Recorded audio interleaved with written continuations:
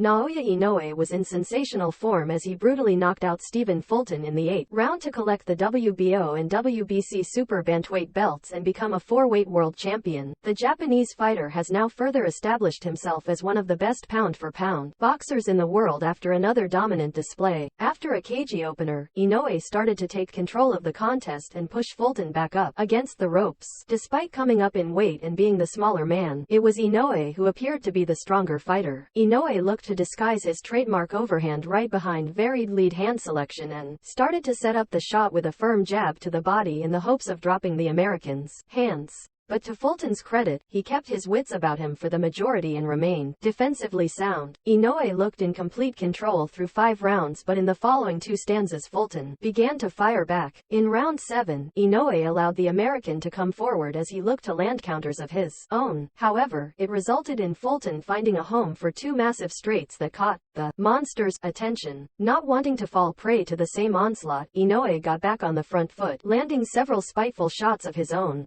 Heading into the 3/4 way mark, Inoue continued where he left off and finally landed his overhand right flush, sending Fulton to the canvas. The defending champion made his way back to his feet but was quickly sat back down with a vicious flurry of shots as the referee waved off the bout. In the immediate aftermath, Inoue called out WBA, Super, and IBF Super Bantamweight World Champion Marlon Tapales to a 4-belt shootout at the back end of the year.